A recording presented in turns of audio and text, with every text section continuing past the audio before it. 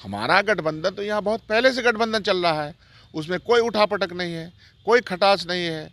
प्रेम पूर्वक यहाँ 5 पार्टियों का अलायंस है और हम लोग आपस में बातचीत करते रहते हैं।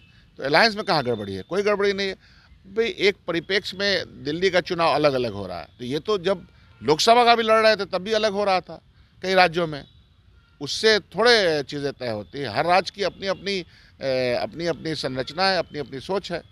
तो साथ मिल करके लड़ेंगे। जाहिर सी बात है, उसमें कहाँ दिक्कत है। भारतीय जनता पार्टी को खास तौर पर ये बोलने का कोई अधिकार नहीं है, जिसके ज़माने में इन्होंने तो कोरोना काल में कोरोना के जो इक्विपमेंट्स आए हैं उसमें भ्रष्टाचार किया है।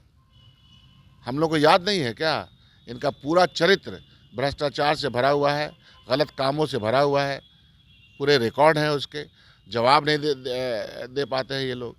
ये अडानी को भ्रष्टाचार है, मैंने बोला कि अमेरिका में नहीं आ सकते हैं, जो इनके खास तौर पर लोग बने हुए हैं जिनको फायदा पहुंचाने के लिए इतना काम हो। 2025 में विधानसभा का चुनाव होना है, लेकिन उससे पहले देखिए बीजेपी जो है वो महागठबंधन पर हमला की है, क्योंकि नेता प्रतिपक्ष तेजस्वी यादव ने कहा 18वीं लोकसभा के बाद इंडिया गठबंधन समाप्त हो गया है, जिसको लेकर के बीजेपी कह रही है कि देखिए भ्रष्टाचारियों का कुनबा बिखर गया है, आने वाले दिनों में पूरी तरीक़ा से समाप्त हो जाएगा। इस पर बातचीत करने के लिए हमारे साथ कांग्रेस विधायक दल के नेता हैं डॉक्टर शकील अहमद खान। क्या कहेंगे? कह रहे हैं बीजेपी के लोग भ्रष्टाचारियों का कुनबा बिखर गया है अब तो। ये कौन बोल रहा है? भारतीय जनता पार्टी को और भारतीय जनता पार्टी की सरकार को यह नैतिक बल है क्या कि वो यह बात को बोले? उसके सारे मंत्री, उनके आजू बाजू के लोग इस बिहार में जितना भ्रष्टाचार कर रहे हैं वो जग जाहिर है। यहाँ एस्टिमेट घोटाला है। कौन सा एस्टिमेट है जो जितना पैसा खर्चा होगा उतना ही लगेगा? हर डिपार्टमेंट की बुरी हालत बना के रखा है इन्होंने।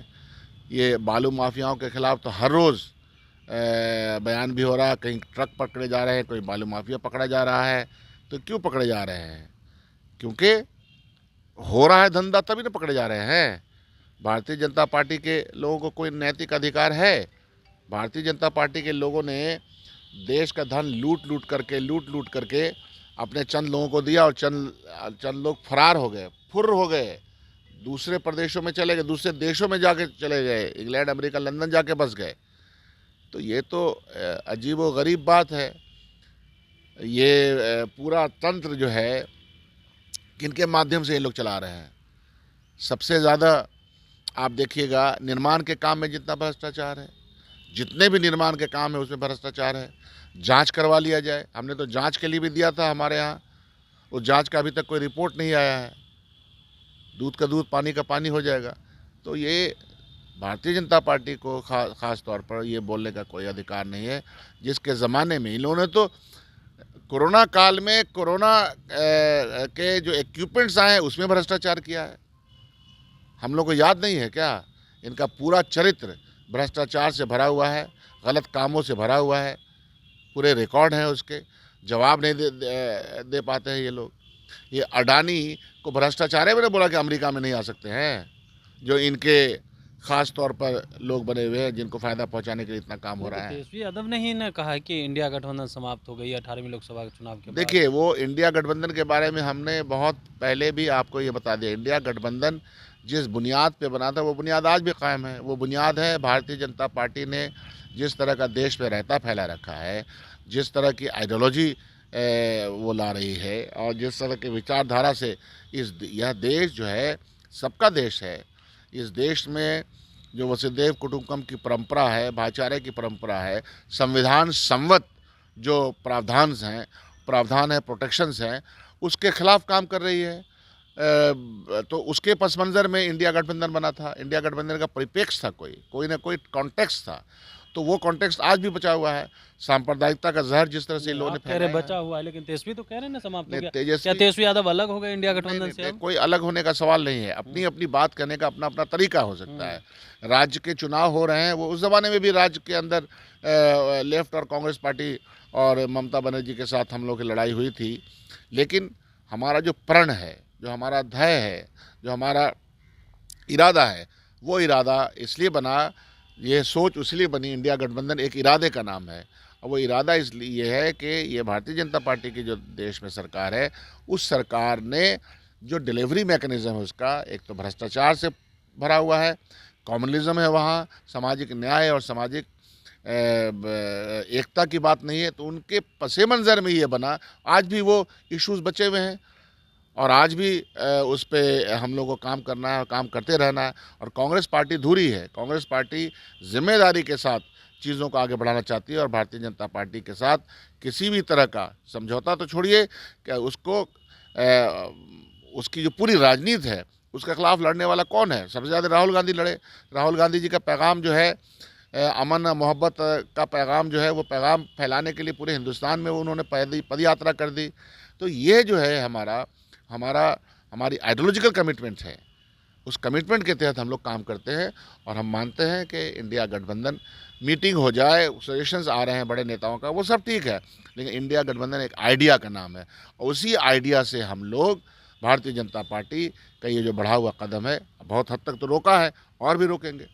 क्या लग रहा है दिल्ली के तरह यहाँ भी अलग होकर के चुनाव लड़ेंगे आप लोग, क्योंकि दिल्ली में तो आप अलग चुनाव लड़ रहे हैं? देखिए, बिहार के संदर्भ में बड़ी सटीक बात आप सब लोगों को मालूम है, खामखा का उसमें मीडिया में लाने की आवश्यकता नहीं।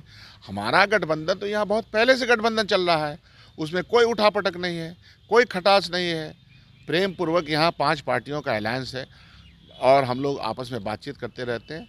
तो अलायंस में कहाँ गड़बड़ी है? कोई गड़बड़ी नहीं है भाई। एक परिप्रेक्ष्य में दिल्ली का चुनाव अलग अलग हो रहा है, तो ये तो जब लोकसभा का भी लड़ रहे थे तब भी अलग हो रहा था कई राज्यों में, उससे थोड़े चीज़ें तय होती है। हर राज्य की अपनी अपनी संरचना है, अपनी अपनी सोच है।